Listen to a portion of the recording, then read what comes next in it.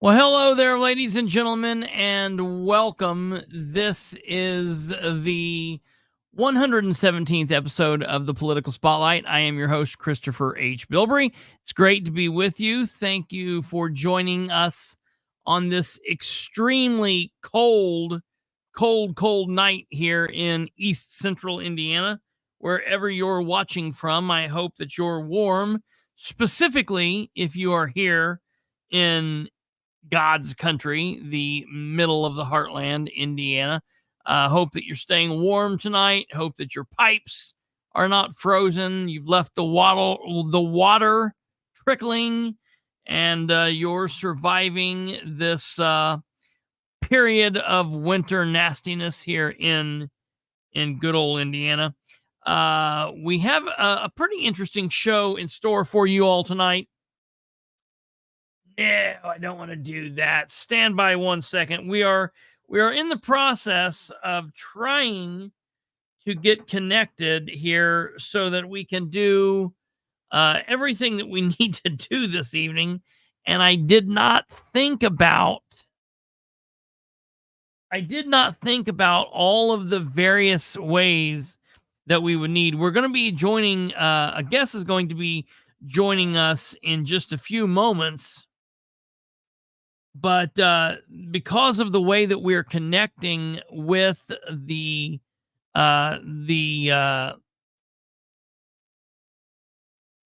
guest, we have to actually connect from two different computers, and so I'm in the process of doing that now. So please stand by.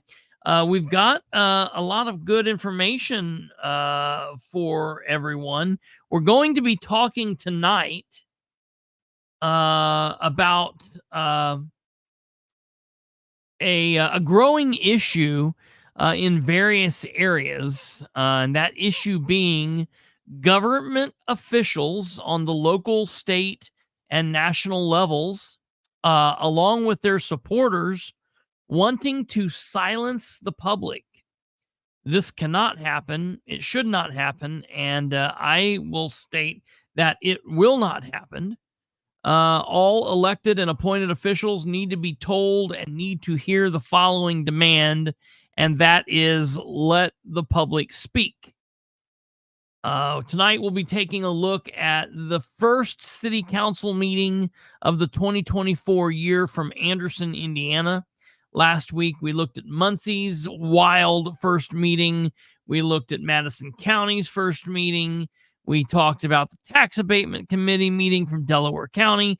We've watched a wild meeting from Henry County, and everyone is kind of getting off to a shaky start in this first couple weeks of the new month, the first couple weeks of the new year. And again, for Anderson being a municipality, this is the first of a new 4-year term. They have some new council people on, and it was kind of wild. So we're going to be looking into that meeting, and specifically an issue that arose during the meeting, an action that came up during the meeting, which triggered the Indiana law that requires the council to open the floor to a public hearing. Now, if you've been a long time watcher of this program, you know that I've oftentimes talked about the fact that in the state of Indiana, the state law does not require commissioners, counselors, or other bodies and boards to give citizens a public comment section in just regular standard meetings.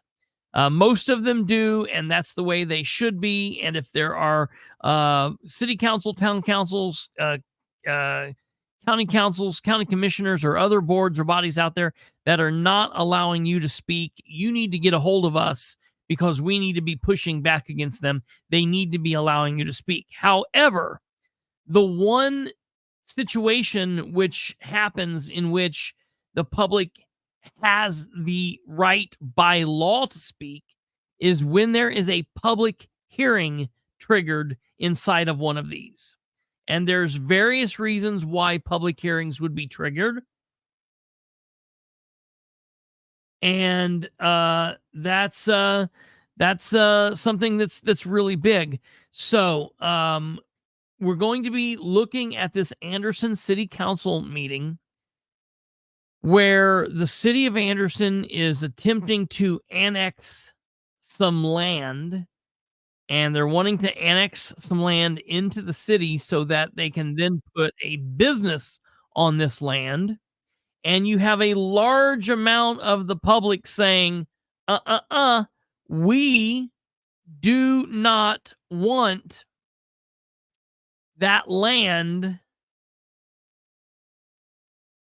being annexed in. We do not want this.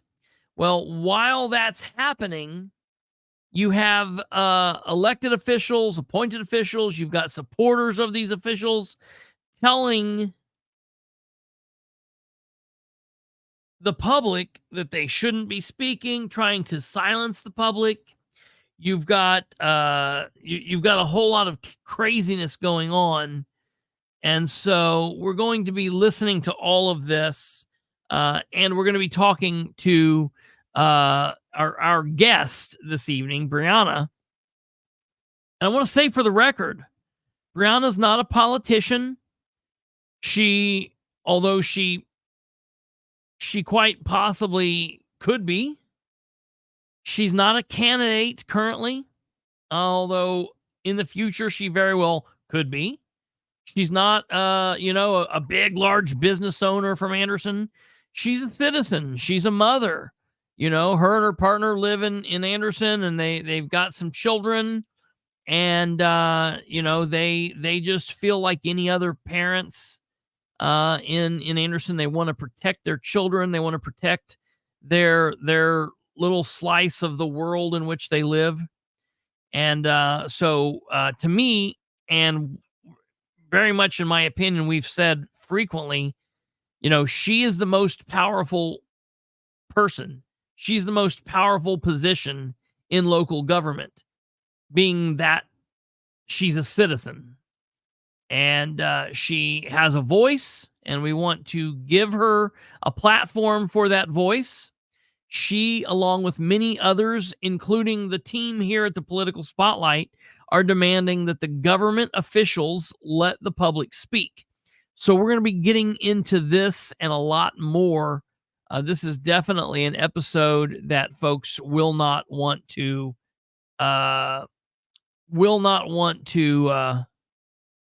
miss. Real quick, I'm getting this pulled up here so we can get everything shared, because we're actually going to be connecting with our guest via a phone link up instead of how we regularly do that here. So I'm going to be pulling her up now. And as soon as she starts talking, if you can hear her and hear her well, I want you guys to put a 1 in the comment. So we're going to bring her on here. Hello, Brianna. Can you hear us? Yeah, I can hear you. Can you hear me? Yes, excellent. We can hear you. Everything Awesome. seems good here. I want to give the audience a chance to see if they can hear you well. Okay, yeah, we're starting to see. Tell us, Brianna, just if you would, tell us a little bit about your biography, who you are, and why we're talking to you right now. Okay. I am Brianna Davis. I'm 24 years old and a mother of two. I have a 2-year-old and a 3-month-old. Me and my partner live in Anderson. We plan to stay in Anderson, hopefully on a piece of land close to this proposal site. And even if that doesn't happen, we plan to stay in the Pendleton area close to Anderson. So we feel that our children's health would be affected. And I'm concerned with just the company that is trying to come to this town and a lot of stuff that like people haven't heard about them and that they should be aware of, because it could be an environmental hazard and it could be a health hazard to the families that live here. Absolutely. Yeah. I think that's great. I think that's wonderful. One of our things here, one of my big push is that um we try to get citizens involved. We're trying to get more and more people aware of how important it is to pay attention to what's going on. Have you ever been involved before with local or state or federal government? What's your involvement with the political system and the government I've situation? actually never participated. Yeah. So this is one of my first years in Anderson, registered to vote in Anderson actually. So I haven't even been here that long enough to vote. But this has sparked my interest to pay more attention to what is going on in my town. Yes, that's good. That's good. This is a big election year. As you may or may not know, 2024, obviously it's a presidential election, but Yeah. along with the presidential election, there will also be a lot of there will be a lot of state offices up for election, as well as you'll have a lot of county offices up for election. So this will be a big election year for you to be able to vote in May and then in November. So that's really really cool. Yeah. Awesome. So okay, I'm getting ready to pull up the meeting as it was recorded by former okay, whoops. All right, I'm getting ready to pull up the meeting as it was recorded by former city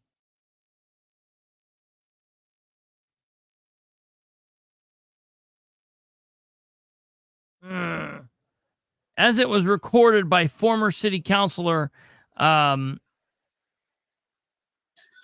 Rebecca Crooms, and I am wanting to give me a second here. I'm trying to make sure that I can make this work in the way that it needs to work.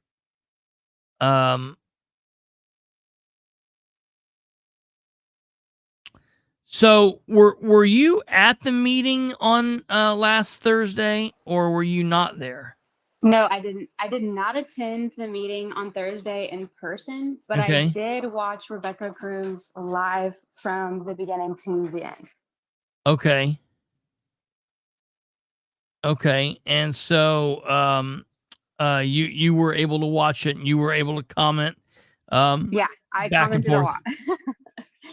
Good, good. And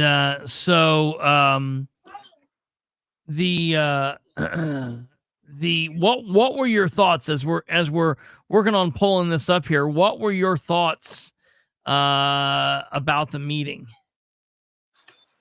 So my thoughts about the meeting were that I feel like the people were shut down um, a little too often, I feel like, by city council members, and also interrupted a lot by the company representatives that were there to speak, um, along with an individual named Greg Winkler. Um, I just feel like public comment should have, like, there was no reason why that the public couldn't have spoken freely. There was a lot of things that like bothered me with that, but there was a lot of information that came up that a lot of people like weren't aware of. They also weren't completely honest when they were talking about like complaints that they've received.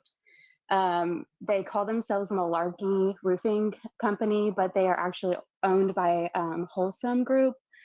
And so that is just like a little bit misleading. And there's just a lot of information that I feel like so a lot of people there even said that they didn't know about the meeting before. And a lot of people that were there to speak, for like the public that was there to speak, had not known about this, all but like maybe a day before the meeting. So it was just a lot of shocking information. And I feel like it wasn't very well organized at all. And a lot of unprofessionalism from like our city members. Yeah, that's it's yeah, absolutely. It's absolutely crazy. It's concerning. What was going on. So I'm going to bring this on. I'm trying to find out.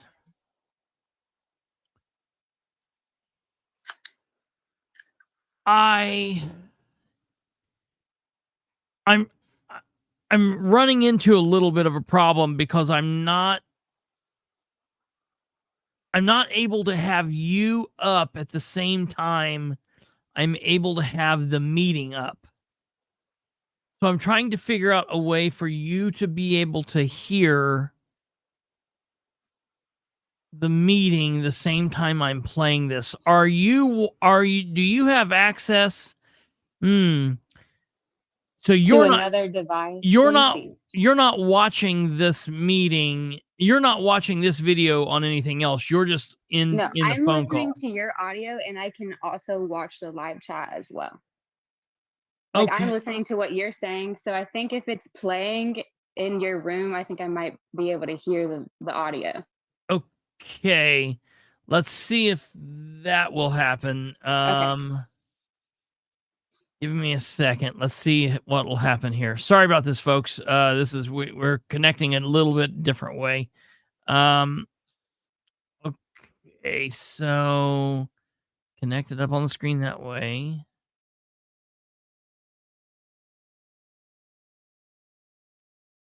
And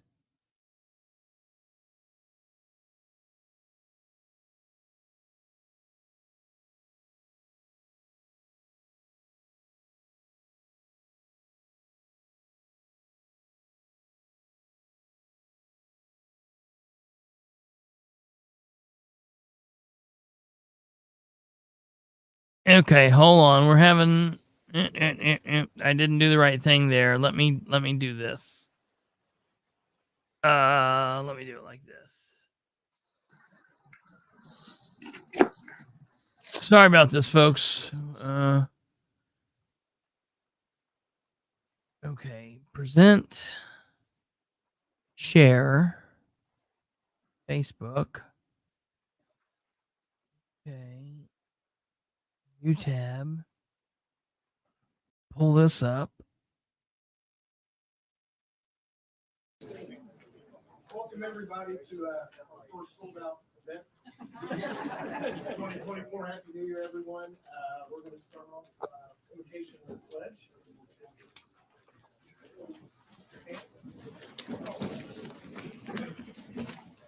Sorry. I just want to thank you for this opportunity to. We have done this with our own. Brianna, can you hear them? Can you hear the meeting? All we need is a building, and this we think will help take some of these people off the streets because they can do better. And I want to close with this. I myself was stereotyped not too long ago. Someone asked me when I was complaining about our landlords who left us at Bingham and also Madison Square. The first thing they said to me was, "Why don't you own your own home?" Okay, that's what I'll do. You want me to do that then? I had to breathe. No. That's fine. Let me pull that up. So I'm gonna mute you now. Okay, are you also in the comment in the chats? Can you comment like in the chat and give me a 1 if you can hear and it works? For me, it's a necessity. All right, I'm muting you now. I'm allergic to everything under the sun. I can't be outside in the summertime. You're gonna come cut my grass for me, but at the same time, don't automatically assume that a person can purchase their own home because you don't know people's struggles. You don't know the road that they get to where they were. I see people. I don't care what you look like. I see people. Okay, and I want people to see us. Okay, If anybody has a lead, even out here, if you have a lead to where we can set up this homeless shelter, look it up. It's registered with the state. We are up and ready to go. We need a location. And that will help take some of these homeless people off the street and get them off the coast. My cell phone number is everybody. It's 765. All right, ladies and gentlemen, what she's getting ready to she 3 or 4 o'clock in the morning. Someone calls me at 3 or 4 o'clock in the morning. I get up. when they get past this, we're going to be getting into the topic at hand. So basically, give me 1 second here. She's going to wrap up here. If I was, I wouldn't be standing here fussing right now because I just told Billy myself and get these people off the street. The meeting was 3.5 was about 3.5 hours. So all I ask is for somebody to help us find a location. Mr. President, I move we take the advice yourself and we as the whole legal room. So lay it down. Okay, here's where we're going to get. Here's where they're going to go. Okay, on to, we now are open to a public hearing. So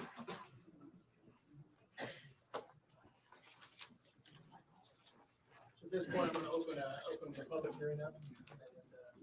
Here's where they're going to open the public hearing up. Yes, we have Mike Austin, who drafted the ordinance.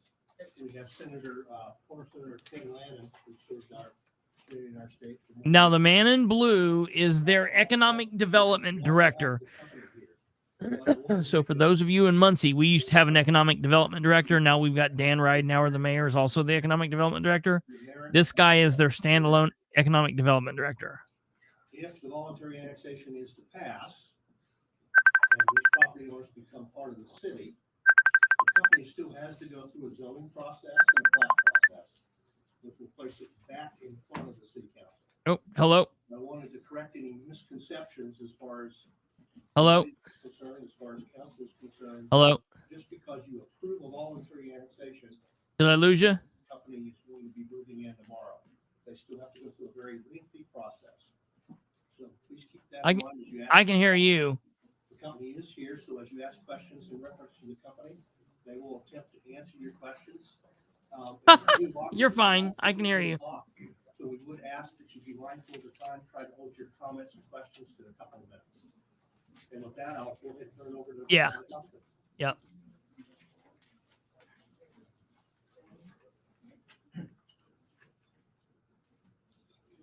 Yeah, just to clarify something, guys. This is just open for the public hearing. We're going to talk about. And 3 ordinances from now, this will come up. This is what we vote on. We're not voting on anything at this exact time. So just want to make sure everybody knows this is just informational. Is that better?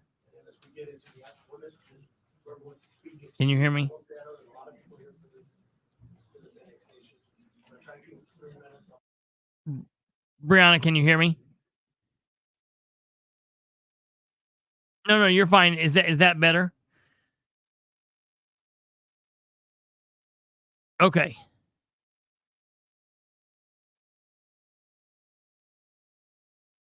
No, you're fine.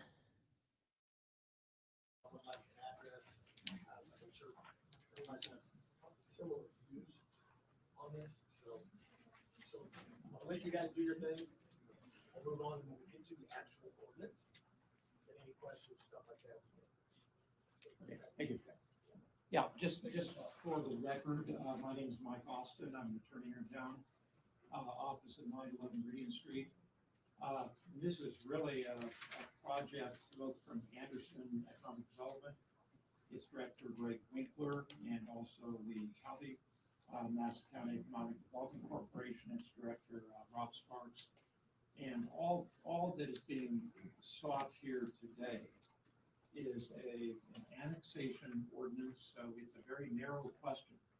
And that's only if the land is highlighted on the screen, can be brought into the city and annexed into the city.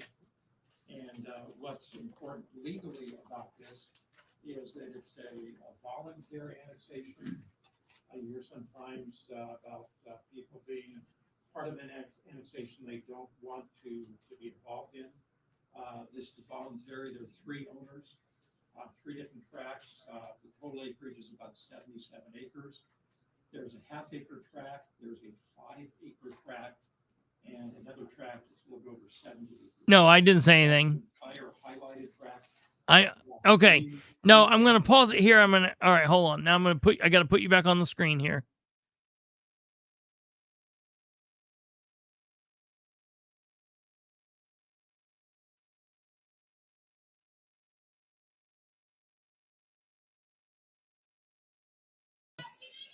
Okay, now I've added you to the screen. Okay, so Brianna, so what we just heard here for a few minutes here at the very beginning is they're talking about what they're wanting to do. So basically at the bottom line, they're saying that this is a public hearing to hear the merits of the voluntary annexation.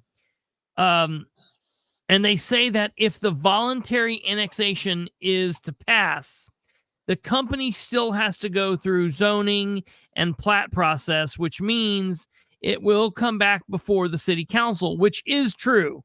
That's very, very true. Now, I personally don't know when the zoning meetings are in Anderson. I don't know when the plot meetings are.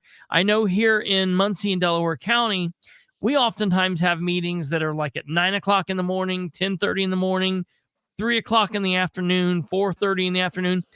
And those are very piss poor times for people to attend meetings if they work, if they've got kids, if they're, most meetings, government meetings should be in the evening time, sometime after 5:30 at the earliest. I would say that most meetings should happen between 6 and 7:30 p.m. Right. at the latest. Now, do you, as a citizen of Anderson, of Madison County, of the area that you're in, are you aware when the zoning meetings are in Anderson?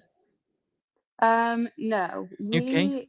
I don't get any kind of notifications like that, but Sure. um, our property didn't receive a notification, and a lot of the residents that I spoke to and that are in our group on Facebook said that none of them received a notification. We Yep. were actually told that they only have to notify within 300 feet of the proposed area, I think. Like the of where the limit is. So like within 300 feet of the site, that's all they had to notify. Yeah. Which, I mean, that's fine, but companies that are, it's not like emissions are only going to go 300 feet away from their plant. Right. So the whole entire county is going to be affected. It's like the air that we breathe. It will go into the water in the area, and it will eventually affect a lot of things. So it's not just like within 300 feet. And I feel like I personally feel like more should have been notified. Do you have an understanding of what this company is, that if Anderson, if this goes through and Anderson annexes this land on into the city of Anderson, and the business goes here, do you know what this business is? Yeah, I have with a quick Google search and some other people that helped with quick Google searches of the company, we found that Malarkey Roofing Company is actually owned by Wholesome Group, and Wholesome Group owns Lafarge, which is another company. Both of which Wholesome Group and Lafarge have a bunch of lawsuits against them. There are EPA violations, and Lafarge actually pleaded guilty to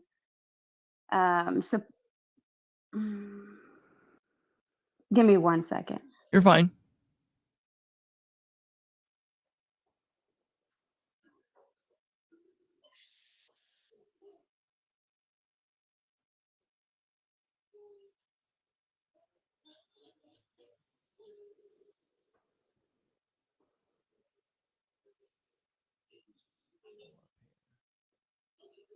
I'm so sorry. I'm trying to like look at the article so I don't say anything No, you're fine. incorrectly Absolutely. about that specific thing. So,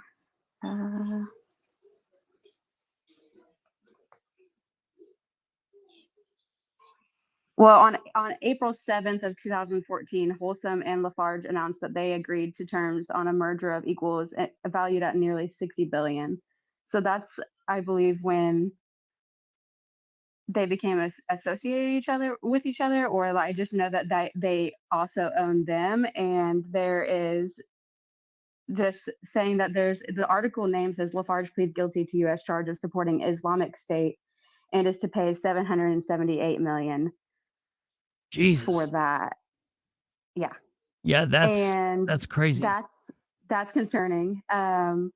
It says here that Lafarge pleaded guilty in U.S. court on, this is an article from October 8th, on a Tuesday to a charge that it made payments to groups designated as terrorist by the United States, including Islamic State, so the company could keep operating in Syria. So this isn't the plant that is in Oklahoma. It's a different plant, and it's not like they have multiple plants, but they're all associated with Wholesome Group. So that's what's concerning. Yeah. Like that's who we're bringing into our community. Absolutely. And that's like, besides the health concerns, I mean, that is like a really, really concerning thing. Yeah. Yeah. There's also there's an article for a Texas homeowner that sued Wholesome for damages in it.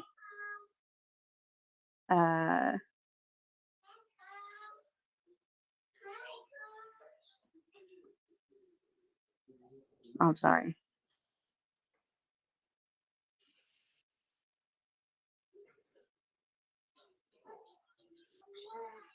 I'm sorry. I'll have to go back to that one. You're fine. On 7/26/2006, EPA cited Wholesome for clean air violations. They have water violations. Lafarge in Syria is accused of human rights violations. I mean, USA corpwatch.org has a article on USA Wholesome Global. They called them a global greenwasher. They indicated that their overtures are pure greenwash. So they claim to be a green company. Yeah. And then there's reliable sources saying that they are greenwashed. So that's also another concerning thing about who wants to be in the backyard of hundreds of residents in Madison County. Yeah, right. Absolutely. Let me I'm going to pull up here just 1 second. Give me a second because they won't be able to hear you for 1 second. I'm going to pull this up and show some of these pictures. Here, ladies and gentlemen, is a picture of the Malarkey Roofing Company products, Oklahoma. Here, it shows you some super fun fact sheet, and it just it says Malarkey Company, Seattle, Washington, and it talks about some of the issues there. You can find all of this by Googling all of this.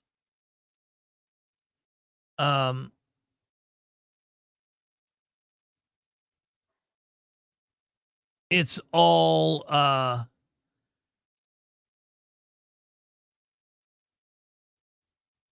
let me see here.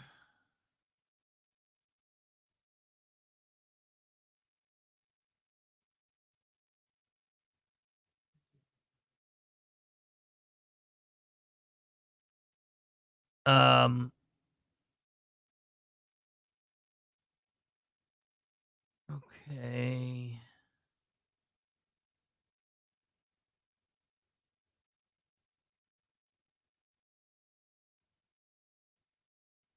Okay, here's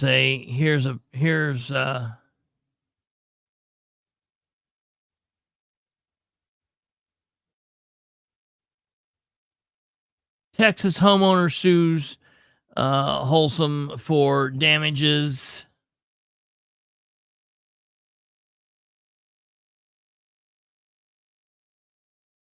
in excess of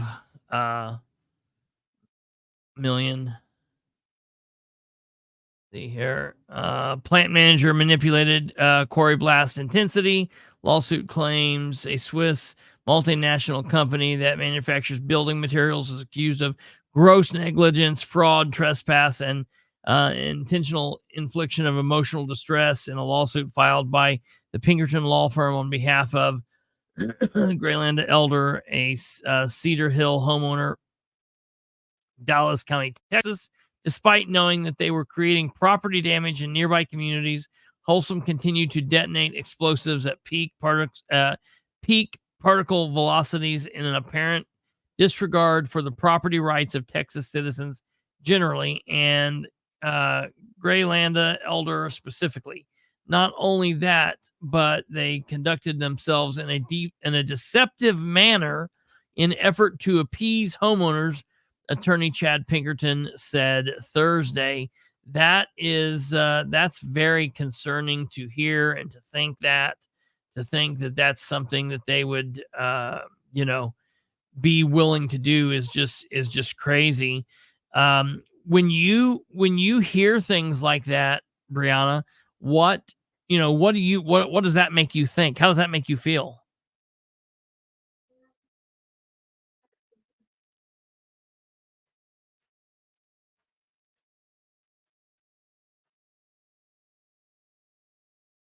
Say again. Yeah, just the yeah.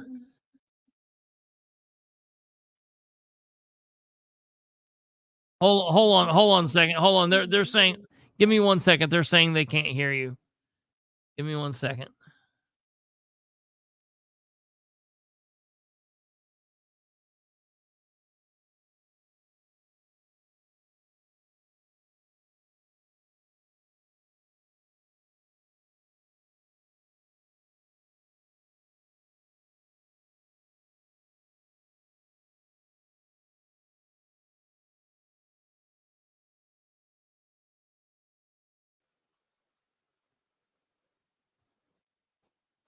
Okay, speak real quick if you can.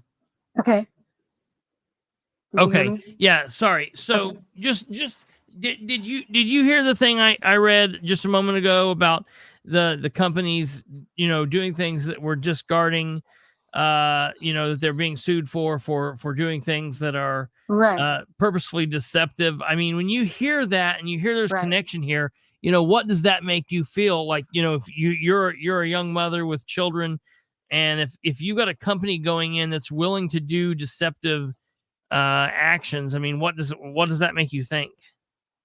I mean, it makes me feel like I don't want them here. But in the meeting, they were also addressed that same question in the meeting. Somebody had asked them something about complaints, and the representative Dale Rushing said, "We don't receive complaints," and that's hard for me to believe that. And of course, they're not going to sit there and tell us everything that they've done in the past, or throw Wholesome Group under fire, obviously, when they're trying to come to our city. But they stated that they wanted to be good neighbors, and to me, that is not a good neighbor. Absolutely. Lying about it, acting like you, like, just bringing a dishonest company to Anderson not only brings all of the risks that I talked about earlier, but I feel like it will also drive away any other potential honest business owners or future businesses for Madison County. I know that not everybody, I know that not everybody is aware of the company, and so like not everybody has done research, but just like with a quick search of all of us within a few days, like we found so much. And it's also concerning that like the city council wouldn't hear the people out on that. It just makes me feel unsafe. Like it makes me feel like our kids aren't protected, like they don't care about our concerns, and it's discouraging. What? Yeah, and so that's almost the bigger concern, because you've got no say in what the business does as far as where they're at and how they act, but you've got a little bit of agency in what your elected officials are saying and doing. And so if you as a citizen and other citizens are feeling like your city councilors are not listening and the mayor is not listening, I mean, what sucks is we literally just came off of a municipal election. So these elected officials, like the council members that met, they're safe for 4 more years. In the state of Indiana, there's not a impeachment clause. There's not a way to recall these people unless any members of the city council or the mayor or anyone else, unless they are, God forbid, no one wants anybody to die, but unless they pass away in office, or unless they are convicted of a crime, or unless they they resign themselves, there's no way to get rid of them. And we literally just went through an election. They just started their first month of their first 4-year term. You will have these people for the next 4 years. And that really sucks. I mean, one commenter here, John Schlick, said, how much money did the company pay the council? And, I know a lot of people say, oh, that's conspiracy theory, or that's, people think like that all the time, and that there's no way that's happening. But, kickbacks and the like happen every day in local government. That happens at state government. It happens in federal government. And, it's really scary. So what do you think as a younger person getting kind of involved in all of this, about the role of your elected officials and how they feel, and what you feel about them not taking you guys seriously, not listening to you, shutting you down? I'm sorry, I heard right before you said about not listening to you. What was the part between? Just I mean, what's your thoughts about that? I mean, what do you like? What's the plan now to try to get these elected officials? Because you could speak till you're blue in the face, and the business people, they've got no agency. You've got no agency in them, so they can do whatever they want, basically. But the elected officials, whether they've got 4 years or not, they have to answer to you one way or another. So what is kind of the plan? What are you thinking? How are you starting to think about fighting this? Because this is something that's going to happen relatively quickly. I mean, they've already voted on this twice, right? Yes, there's been 2 readings and there's one more. I am unsure of when the next one is. I feel that,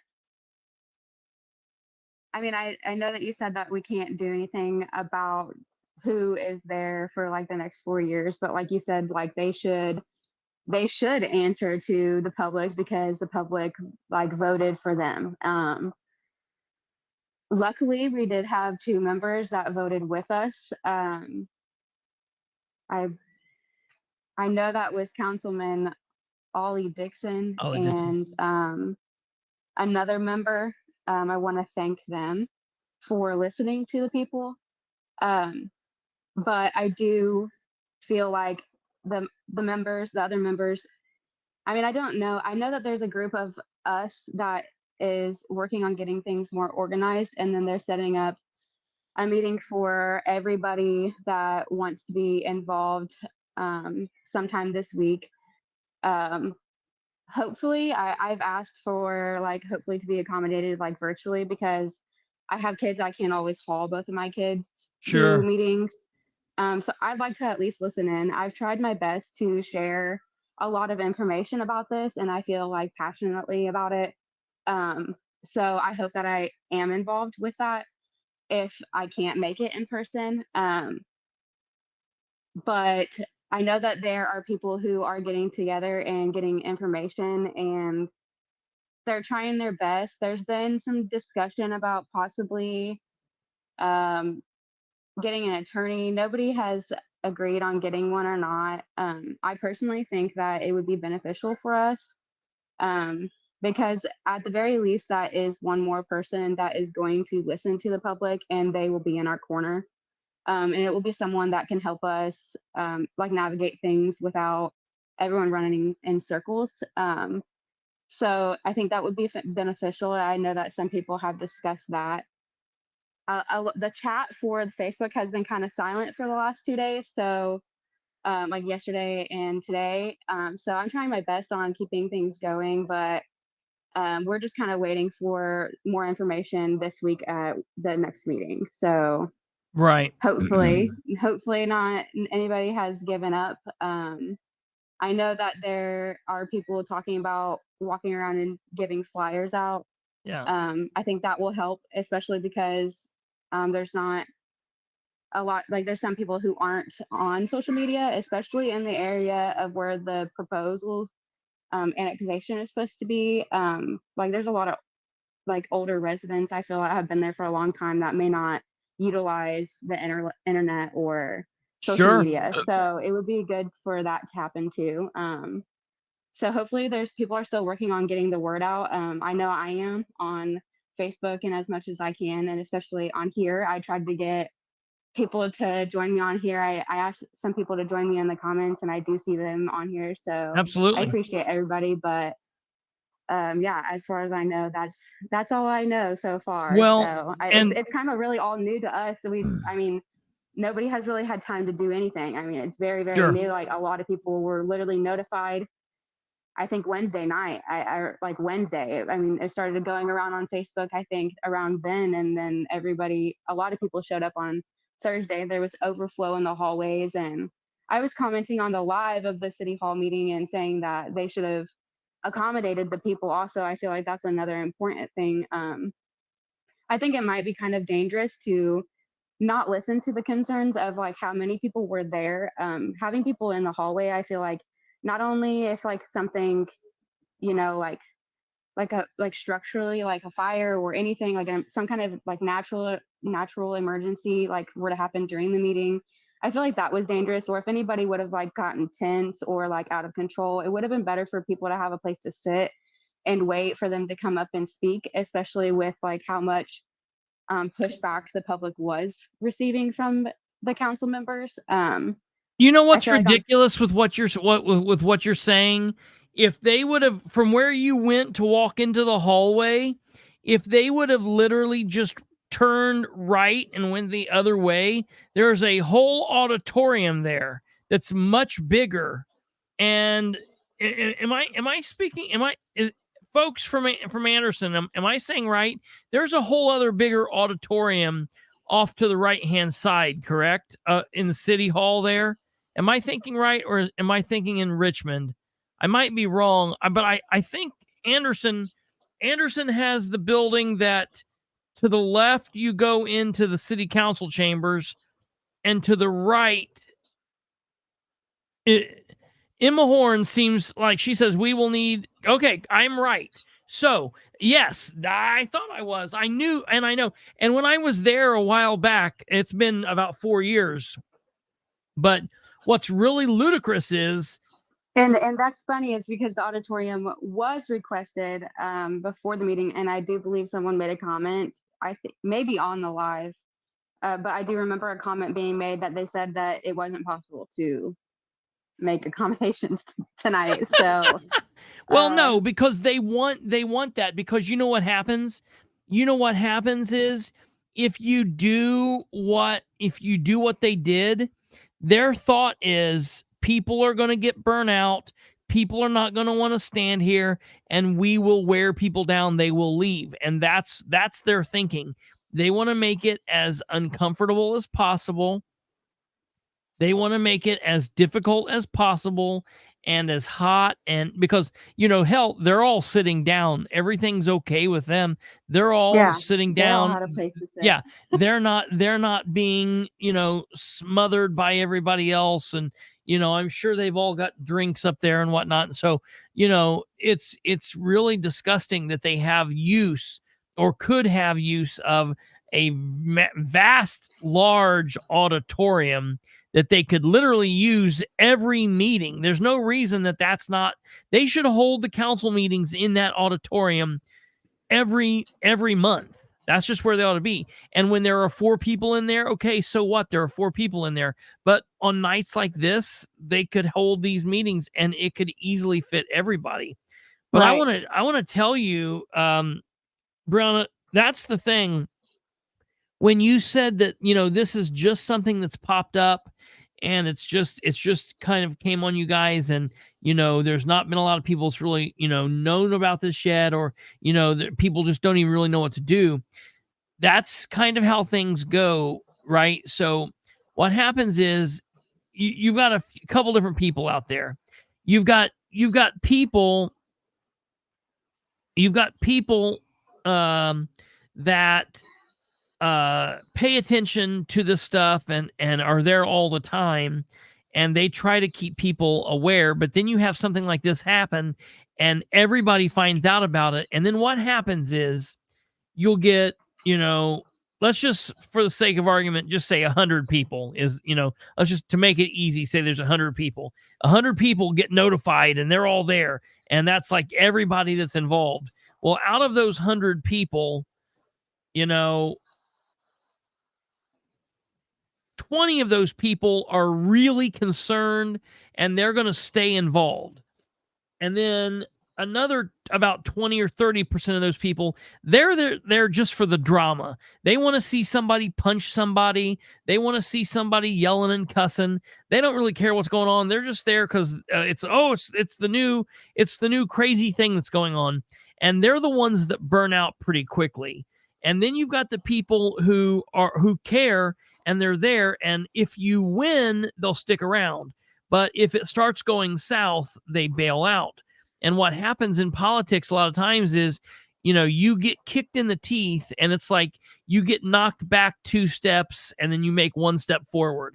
And then you get knocked back 2 steps. And the thing is, it's like who wins the war, not the battle.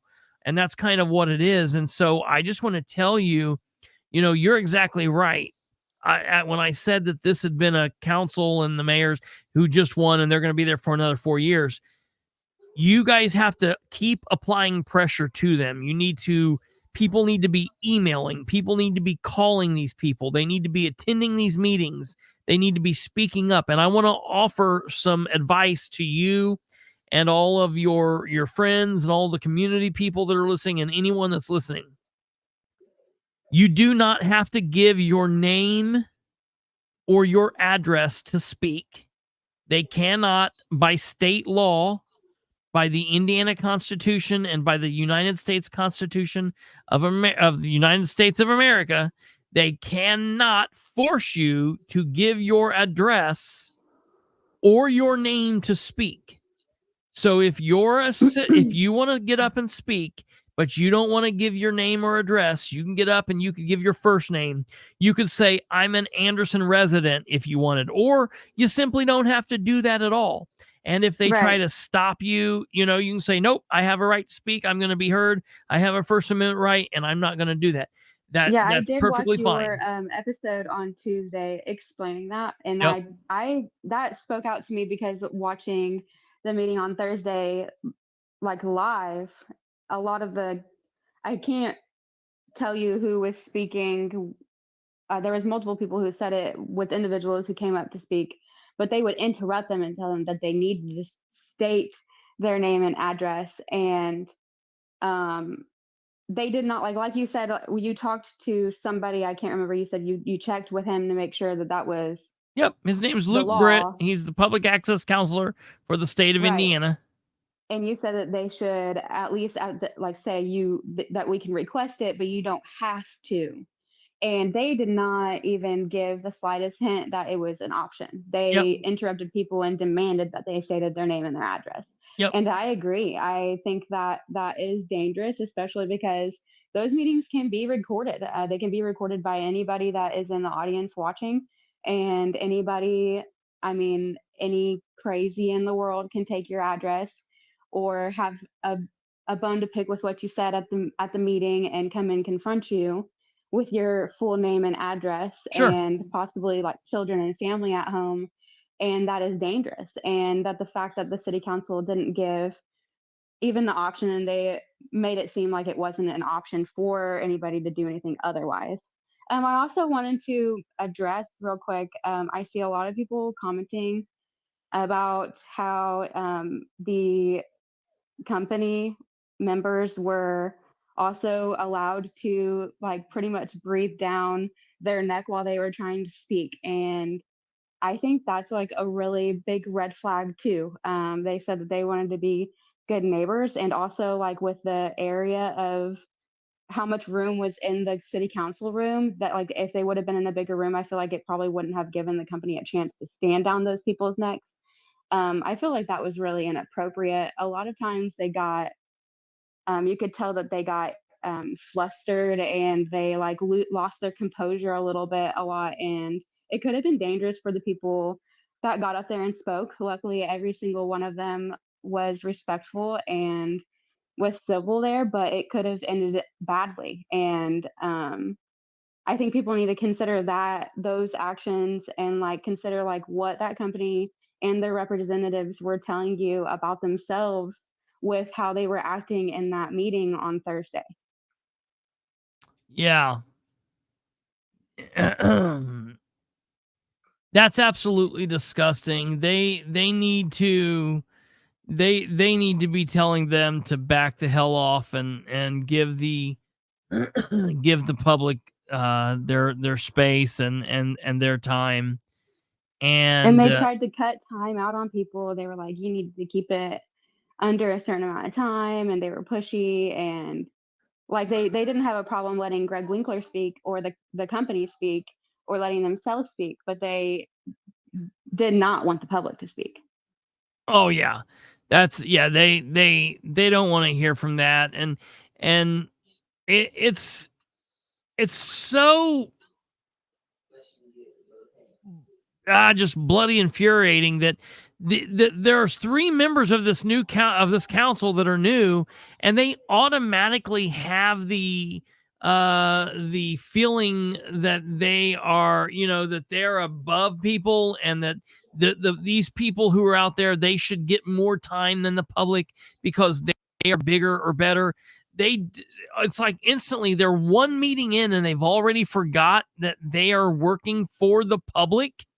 And they had that moment where you guys all raised your hands where they ask, and they all raised their hands.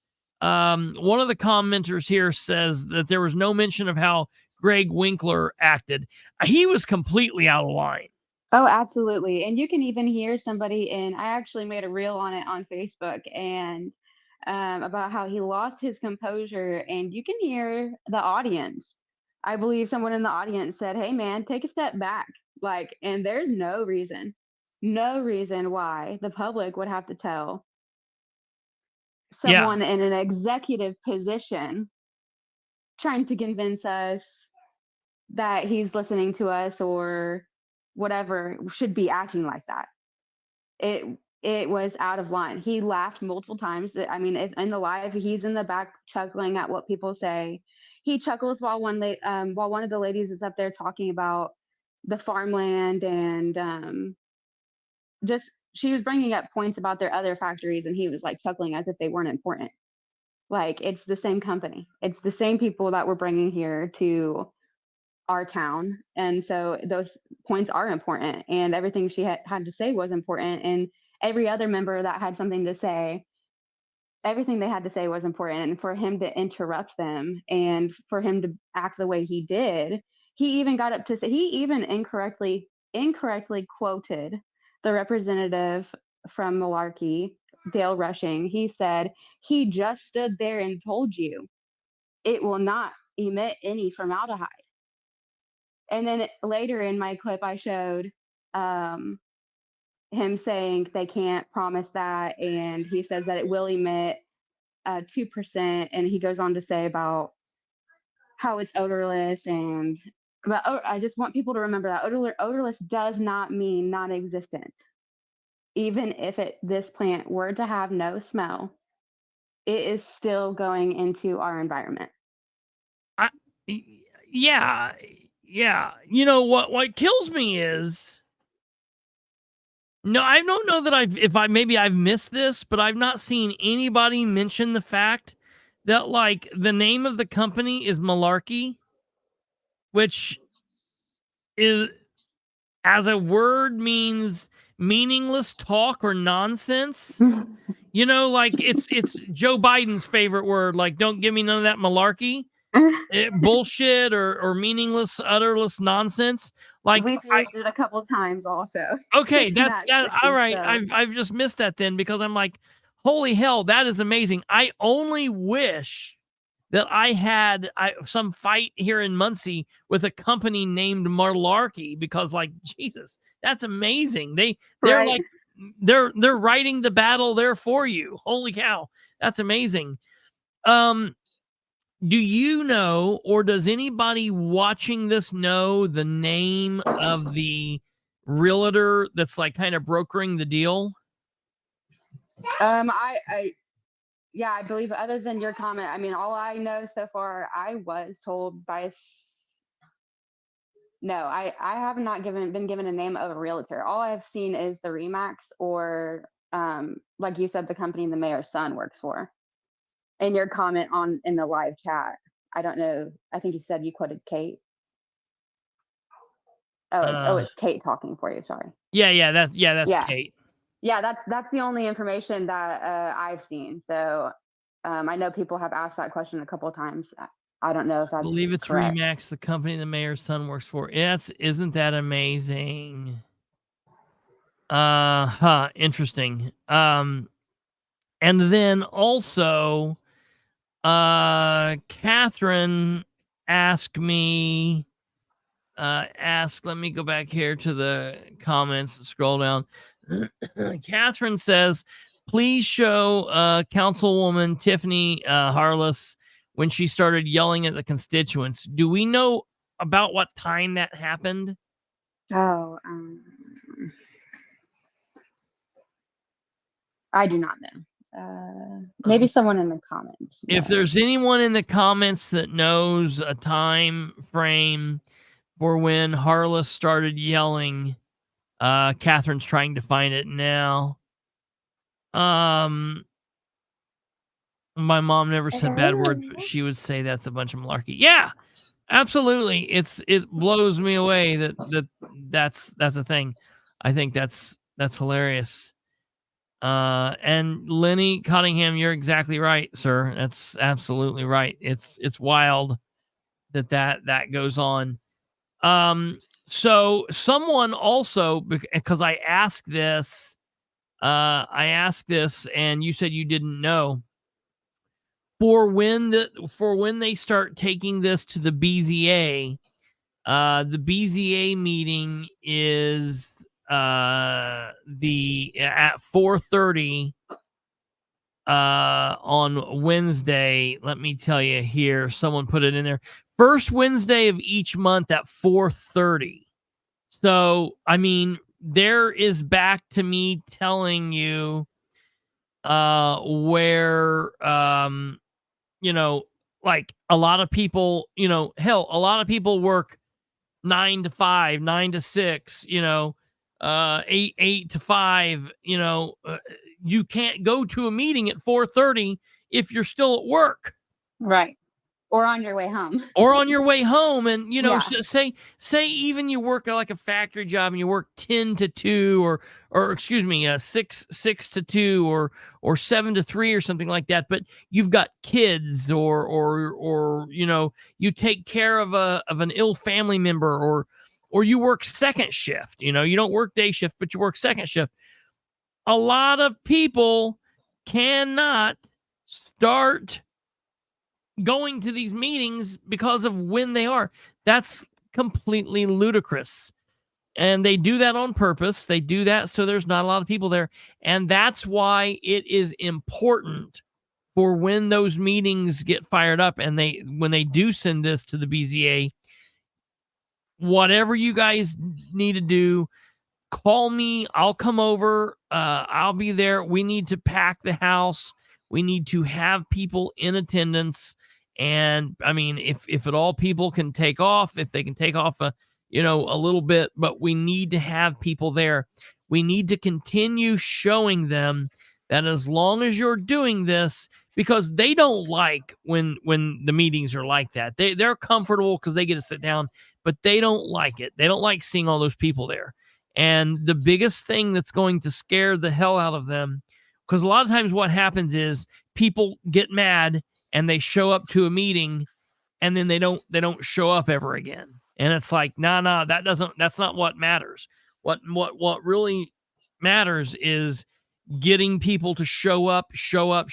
And then in between those times, emailing them, calling them, and pushing the narrative on social media and doing, what we can do to, continue to let them know that we are not going away. This is not going away. Right. I also, 1 second, sorry. No, you're fine. I also wanted to mention, I know that you brought up,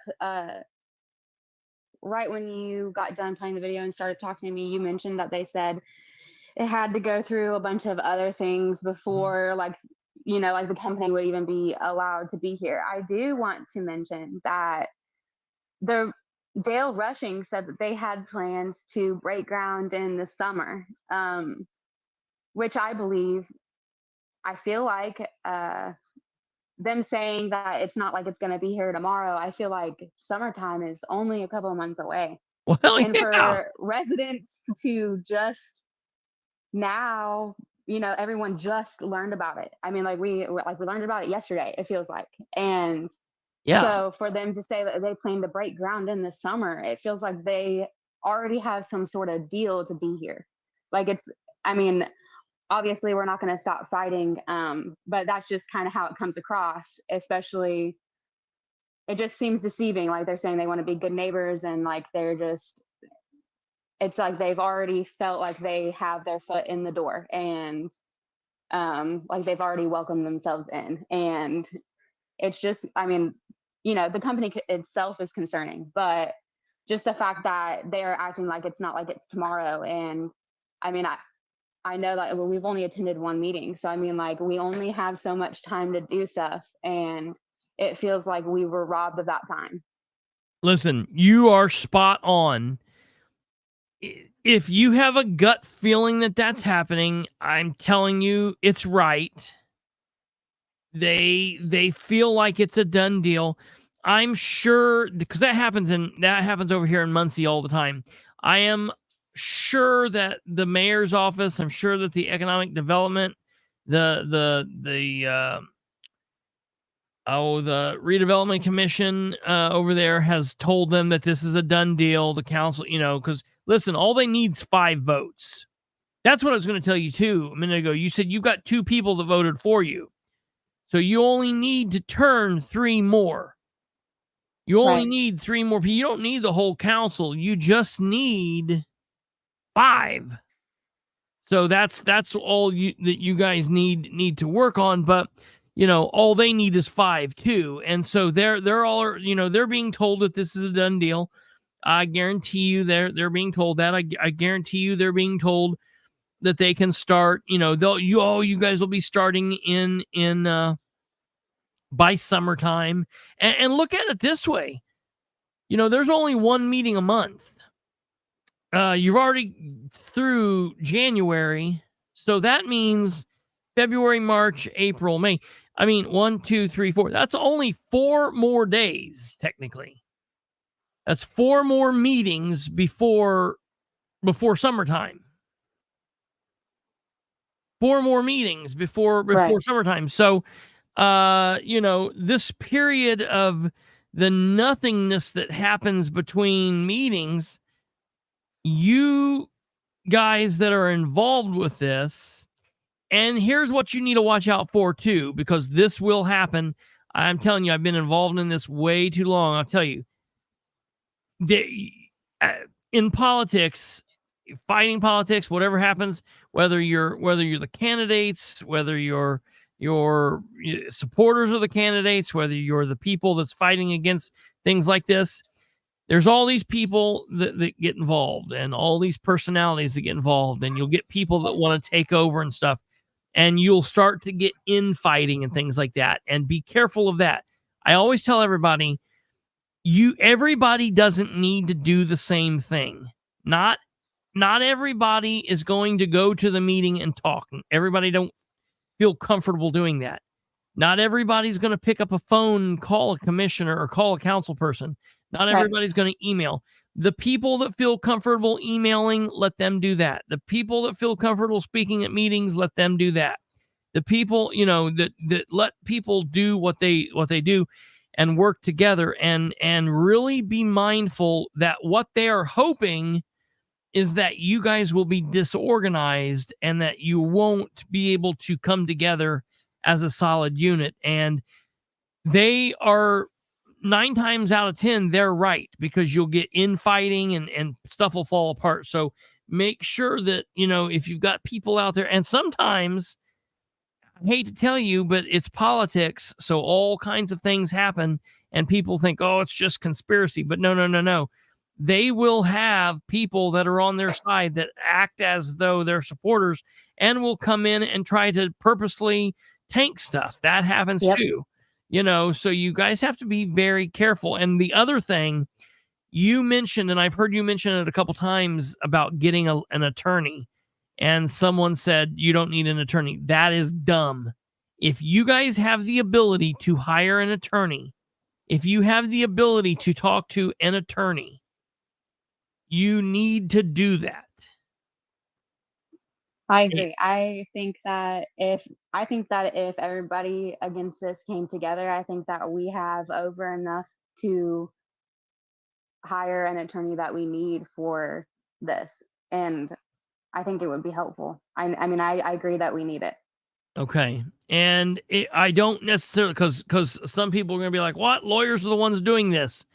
I don't necessarily mean someone specifically like, I wouldn't go to Tim Lane or whatever. I would go to somebody that's not from right inside Madison the County. area. Yeah, right. But Yeah. you definitely, and I'm not even saying that it's something that you would use the whole way, but it would be good to get someone to talk to maybe point you in the right direction, specifically in doing things like this. Because it's not going to be cheap. It's not going to be cheap. And again, people just will have to do what they got to do. If someone throw in $5 I or agree $2, that it won't be cheap, but I also think that we will pay more in other areas of our life, like when it comes to the health of ourselves and our children, when it comes to the land that is going to be impacted. I think that we will be having a way bigger loss if this goes through versus if we pitch together to get an attorney. So that's my opinion on that part. Right. Hopefully people agree. Well, yeah, time will tell. Yeah.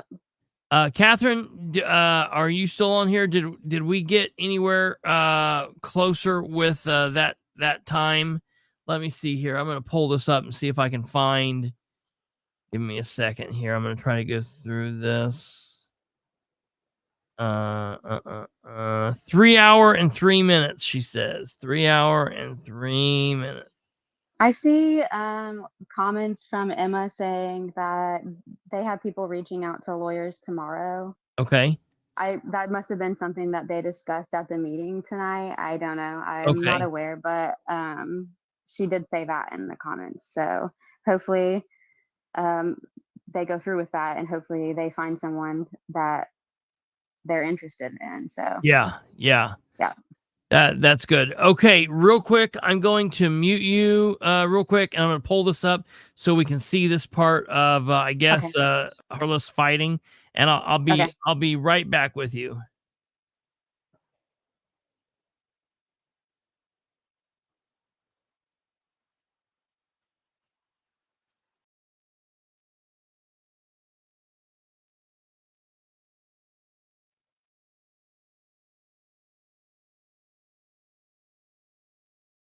Potential neighbor, maybe. Will Anderson be good neighbors to us? That's an answer, sorry. So an answer to that question is yes, because we will now be responsible for those roads, that road that goes out there. We will have to, you're asking if it, we're not talking about the factory, you're talking to your question. Yes, because we will now have to become responsible, just like you said about the police, the fire, the roads. Take care of them like all you of take that care stuff, of all of the utilities that come out there. So, yes, we're not talking about the factory, we're not talking about any of that stuff, but yes, yes. Nick Morris, 5122 Perry Avenue. I'd ask that you pause the second reading. Most of us have just found out about this, and we're all scrambling. And I guarantee you're gonna need a bigger venue or fill this hallway up next meeting. And I'm glad you said that. So when initially in our packet, they asked for 3 readings, which we have actually finalized the whole deal. Fortunately, that's as loud as it goes. This is not All right. Yeah. That's what I'm saying. You would never- Thank you. Thank you, because we need time. So to clarify that, guys, we're only doing 2 readings tonight, regardless of what happens. It's just gross how they seem to be acting towards the people. All right, 2 hours and 29 seconds. Do you even actually care about like what we want? What's the urgency? I mean, seriously. What's the urgency? They just heard every. Ma'am, you want to come up here to the mic, please? I'm not gonna listen anyways. It's very Let's have the simple. You're not question listening then. to what people want. So, thank you. Yes, he did. Questions been called? Counselor Turner, Yeah, me. Counselor Harless, yes, Counselor Dixon. Yeah, we need to respect everybody. Everybody on the DP meeting, you can gently explain to the lady to come up there and speak. You don't have to get rude. Lenny. I wouldn't want it in my neighborhood, and most of the people on this council wouldn't want them to our neighborhood. Listen to the people out there. Thank you, sir. And you're very important.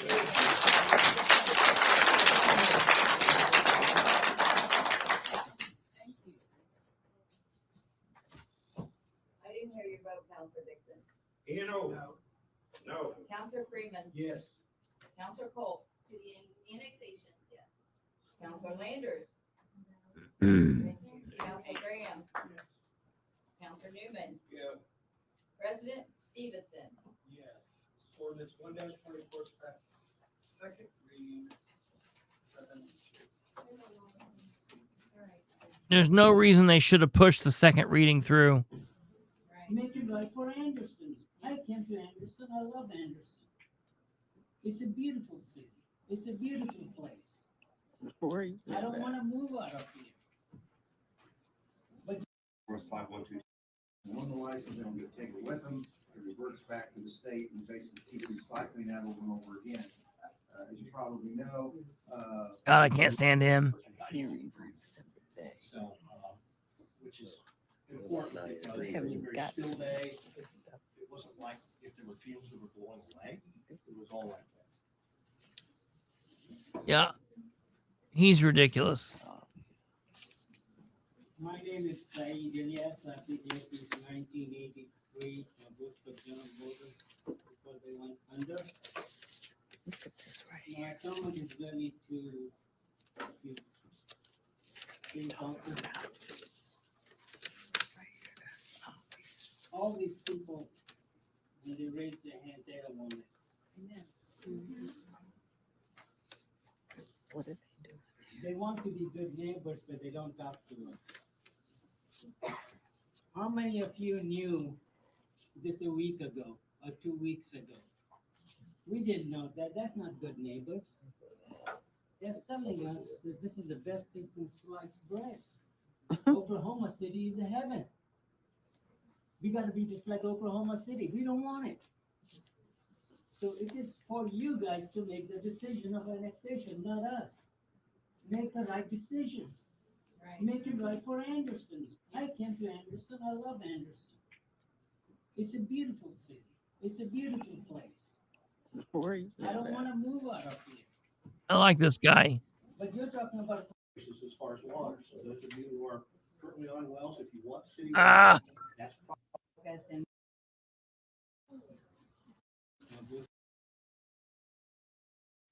bring it to you. We don't want that heaven. So think about Anderson. Think about what the community wants. Listen to the folks. Yes. Listen to the folks. They're the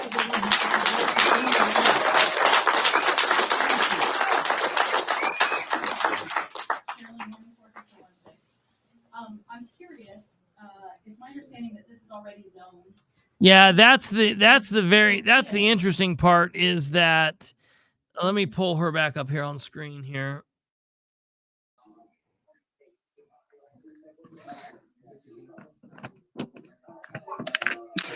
Okay, are you there? Yes, I am. Okay. So I think that was interesting. That those folks, the things that they said and what they said was good, and we've had you on here for a while, and I know you've got family stuff, so I'm going to get ready to get you off here. But just as we wrap up, are there any other things that you would like to say? And this isn't done by far. You're welcome here anytime. I'm going to follow this, and I'm definitely going to come out to some of the other meetings you guys are going to have, and we'll have to work it out in the future to have you back on, and maybe we can work something out and get the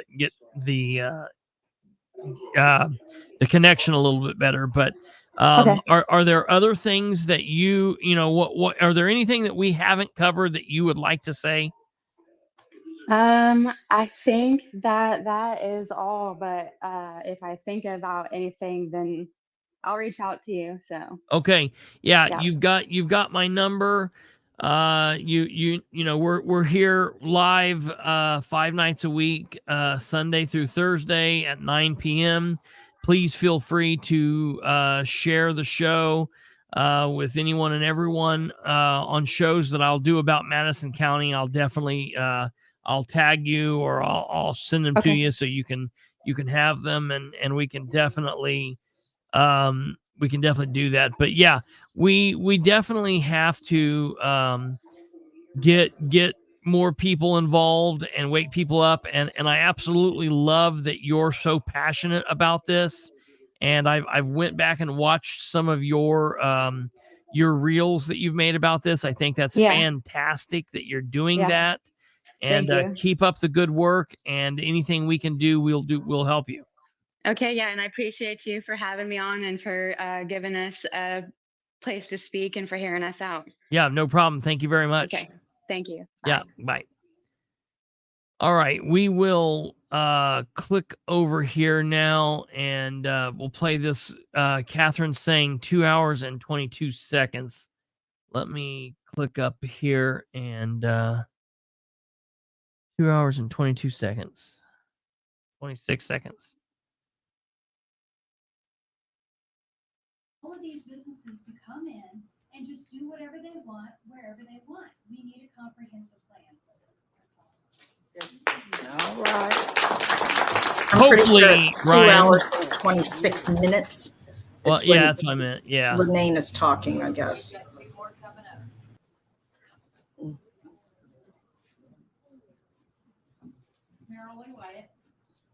4180 South 200 East. My house is at the edge where it says East County Road, 200 East Green Road, right there at the end of that box, that white box. About 1 mile, maybe even 3/4 of a mile from where this is gonna be. We can't stop it. It's too late. No, it's not. So, well, okay. Well, they can still, we gotta go through all that. I don't know about this, but I'm gonna go ask the city some questions. When was the property sold? When did you buy the property? Because you've already bought the property. We have not bought the property. There's a been sold. Has not been sold. It has not been sold. And then. Look at him just standing there looking. 300 feet, that's all that was required to know about.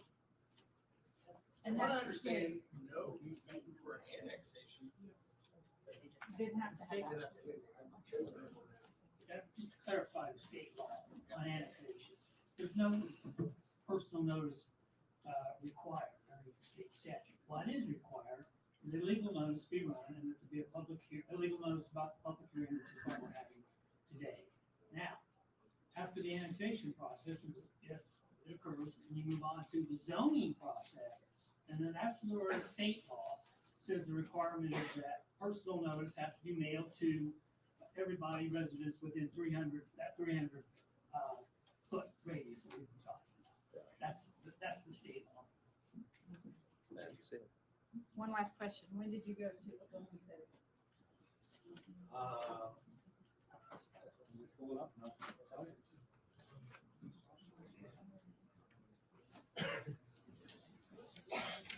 No. It was October, which is why I was surprised it was 90 degrees, and I grew up back there, so. But let me get you an exact date. I mean, I don't, it was just, it's been a while, I guess, is what I'm getting at. It's been a while. This has been going on. The city's known about it. Somebody knew about it. Yeah, it was October. But we've been talking. Ugh, I can't stand this. We came to the Eagle Park, which is the whole area east of 102, all of them, that's all, that's all zone industrial, free marketed industrial. So we came, so we could run. Well, it's like watching Dan push anything through or Greg Marks talking about a project. It's just, It happens everywhere. And it's just as disgusting to see it here as it is in Muncie or Winchester or anywhere else. Yeah, that's exactly right, Kate. I mean, it's the same. It's different people, same deal. Yeah, it's money coming in, and that's all they see is money, money, money, and they don't even do a cursory look at these companies. You know, the lawsuits against them and the complaints filed against them. It's ridiculous. 5 minutes on Google, and you would be running, like screaming into the night from this company. Right. But they can't be bothered because there's money tied to it. There's money, and it's all about the money. So screw the people, screw the land, screw it all. We're going to get money. Yeah, that's exactly right. That is exactly right. And that's, like Catherine is saying, there is a city councilwoman who is in her first meeting. She ran this big election, I'm going to do this, and I'm so wide-eyed, and I'm going to change the world, and we're going to make Anderson a better place, and I'm going to do da-da-da-da-da, and I'm going to X, Y, and Z. And she goes and she holds up her little hand, and she puts her other hand on the Bible, and she swears to uphold the Constitution of the United States of America and the state of Indiana, and she's going to, do all of this wonderful stuff. And they take the picture of her, and she gets up there, and she's behind the council seat, someplace that she's dreamed of being for the last year.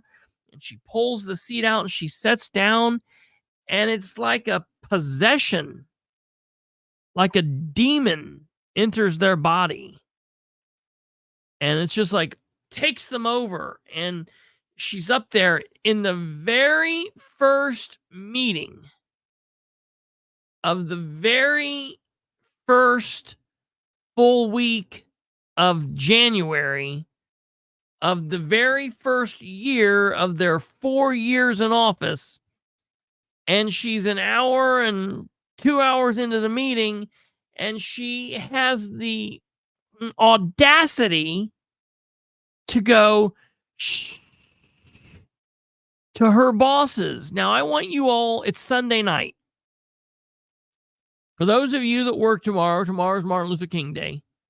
For those of you that work tomorrow, I want you to go into your work. I want you to be all big smile and have great big eyes and go in and do what you're going to do. And at some point when you see a supervisor or you see your boss or something and they ask you something or they tell you something, I want you to turn around to that person and I want you to go, shh. And then come back tomorrow night and tell me how that worked. Come back tomorrow and let me know how that worked for you. I couldn't imagine doing that. You're sitting in, listen, the malarkey. Unbelievable.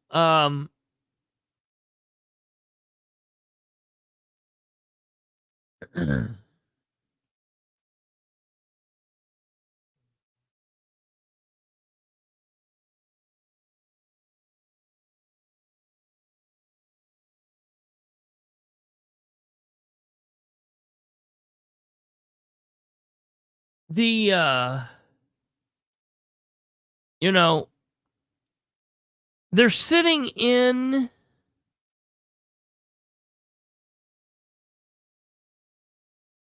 a building that is paid for by tax dollars, in chairs that are paid for by tax dollars, in front of a weird little bench thing that's carpeted by tax dollars, and holding pieces of paper that were printed off in a copy machine that's paid for monthly by tax dollars, but with ink that's paid for by tax dollars, talking about items that are going to be funded by tax dollars, looking at the people who funded those, and they feel like they can talk like that. They feel like they can shush somebody from speaking in a government meeting, in a government building. Ludicrous.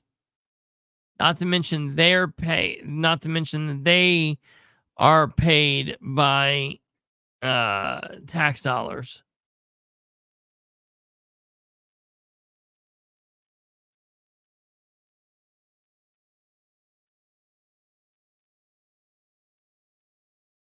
What's the makeup of the the Anderson Council? 9 people on the council. Is it a Republican council or is it a Democrat council? And what's the count? And can someone tell me who's who? No, I know. I know it's 9 people. I know it's 9 people, but out of that 9 people, how many are Republican? How many are Democrat? Newman is a Dem. 9 assholes, 9 ass hats. It's all the same. Yeah, that's Lenny. You understood the assignment.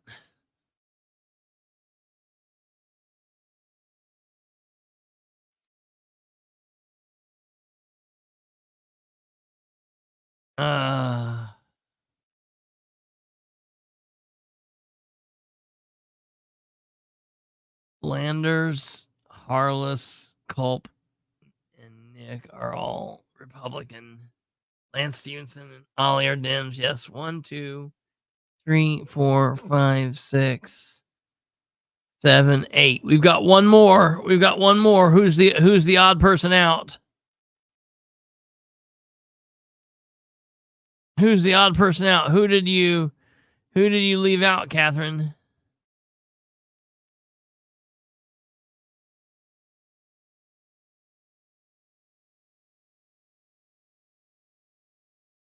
You left somebody out.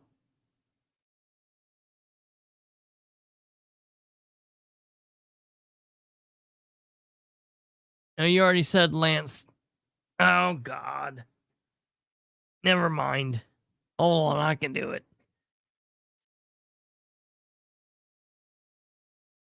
I was just trying to be lazy. Okay. All right. So it looks like we've got Tiffany Harless, District at Large, Rachel Landers, District at Large, Mark Turner, District at Large, Jennifer Culp, District 1, Jeff Freeman, District 2, Greg Graham, District 3, Ollie Dixon, District 4, Lance Stevenson, District 5, Joe Newman, District 6. But while we have that, I want to know who's who.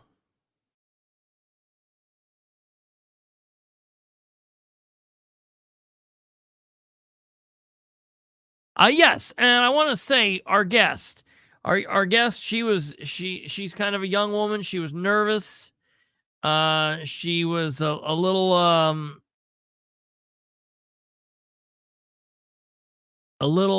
nervous, I think, but she did a great job. I definitely hope that this has pissed her off, and maybe it gets her involved and she stays involved, because I think that would be excellent for her to stay involved.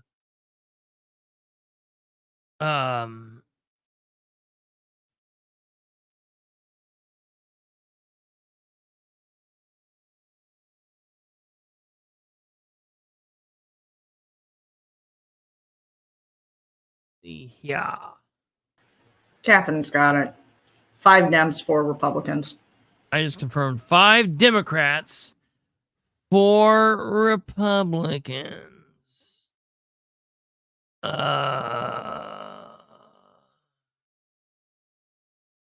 Okay, Graham covers the district that we're talking about tonight.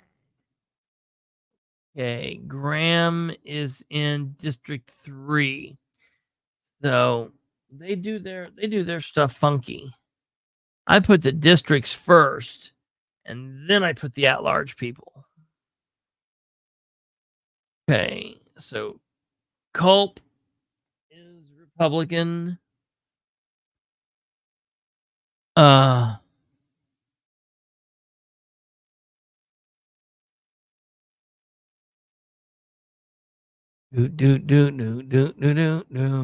on now.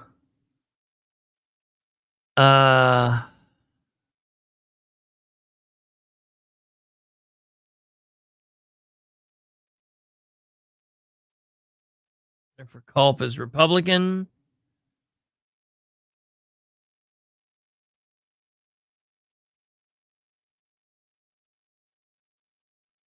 Jeff Freeman is Democrat.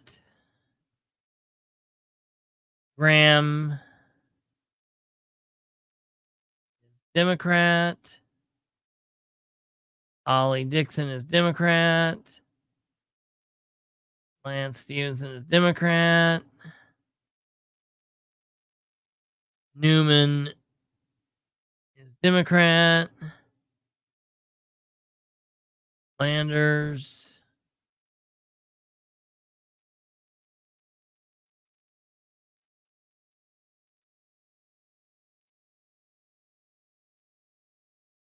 Damn it.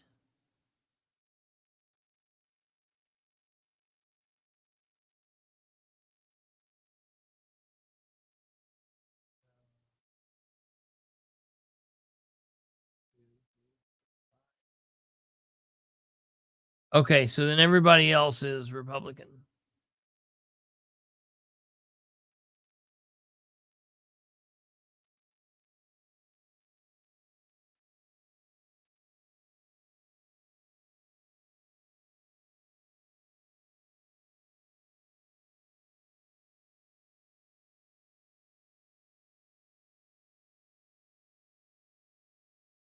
Okay.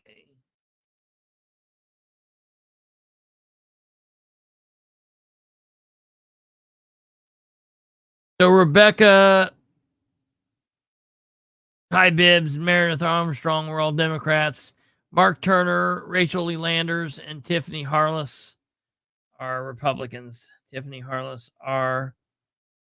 Rachel Landers are. Mark Turner are. Yeah. Okay. That makes sense. Well, now I'll add them to my list. My list of lists. I have a whole list of lists. So, all right. Well, folks, Anderson's got a mess. Henry County's got a mess.